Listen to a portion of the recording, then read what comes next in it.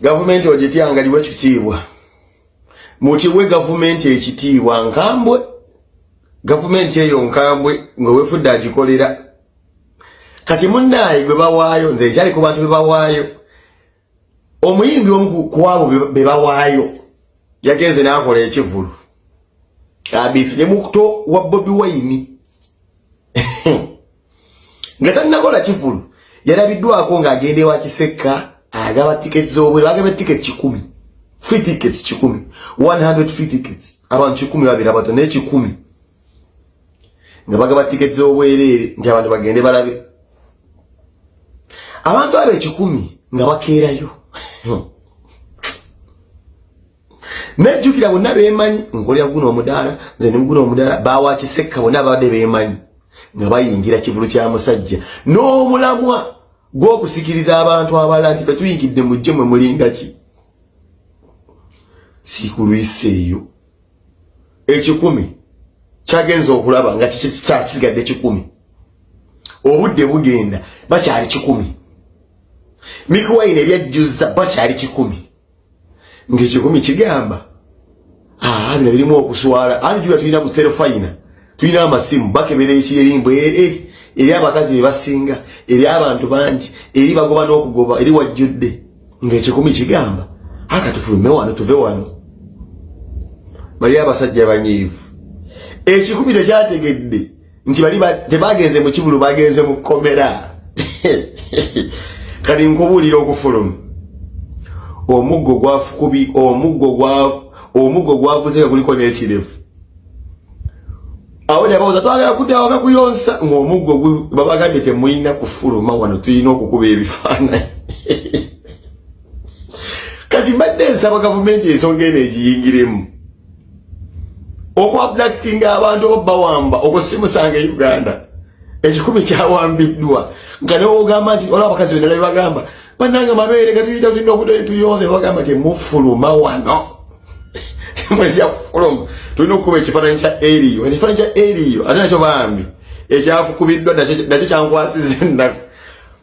bakinyizenyize kiti nga tuleera lukululana gye banyigidde mu mabira bannange oba okyali eyo kwata ku ssaimu onoonya ku 10 ekyo musabire muteekaabe 10 ekyo mu ssaala abantu bazze waka n'enkovu omuggo gwavuze mu butondo bwe babaddemu nti babadde 10 buli omu yazzeyo n'ekisago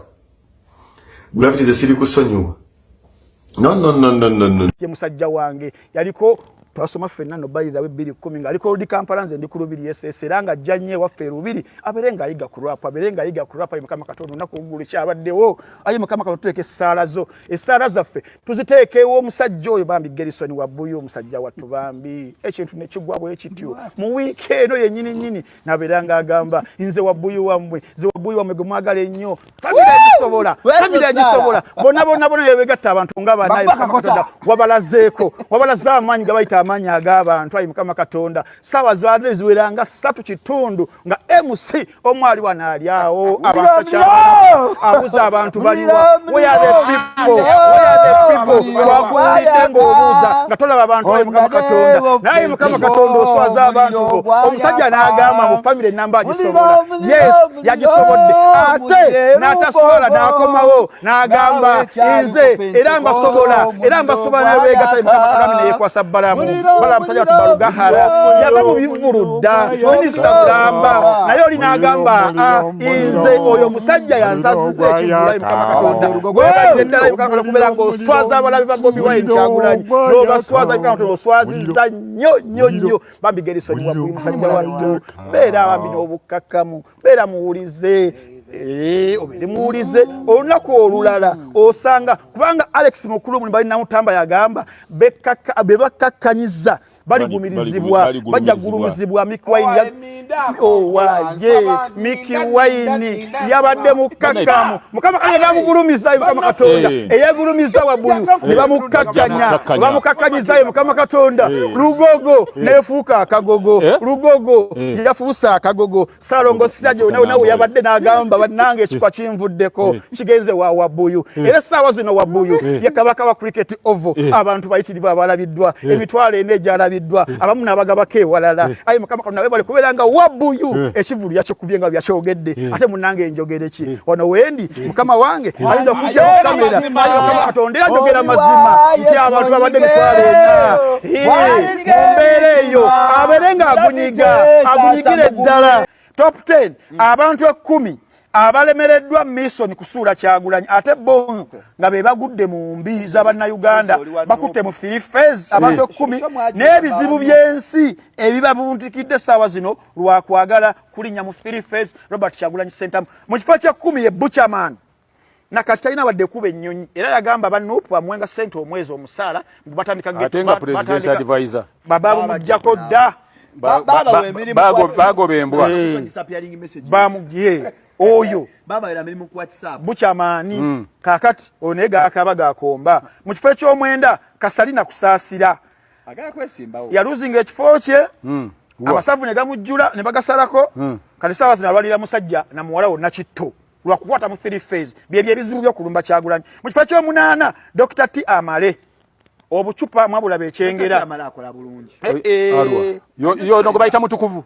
avuga benzi kale okuvuga benzi kyeki aina sente bambi ki amaita libubi towulira tewawulira audio gyawandika naga ne musajja gwenzi jaka engalo banzita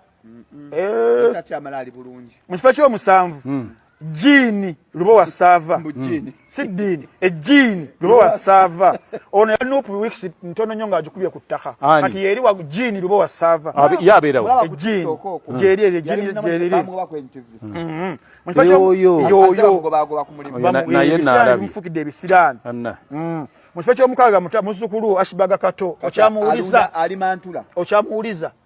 na kulunda mbo okwata mu 3 phase yakwata mu 3 phase mu kifo ky'okutaddo basajja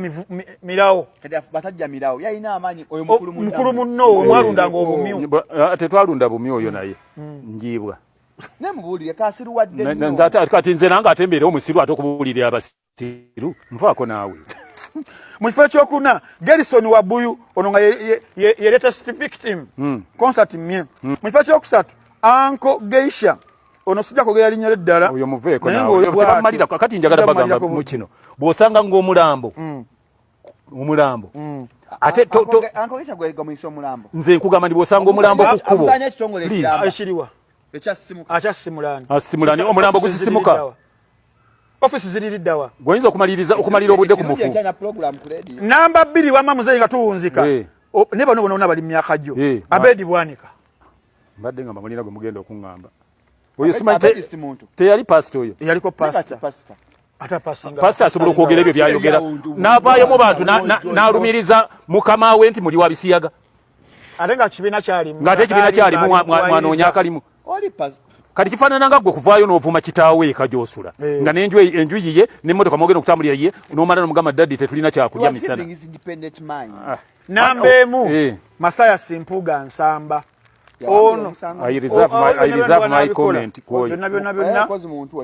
nedda omuzeyi wa DP nze siri wa DP abasajja mbajjukiza Shalom SS Services abasajja agatambula bulungi okwongera ku size abagala weight gain okuluzinga weight abakyala best farming abagala entumbwe fatemi okola ekijanjalo 0705 Shalom esangibwa Kisasi Village Mall ntinda ku mukisaba nga ku bitala mubende mikyana 0705 271973 tubagala nnyo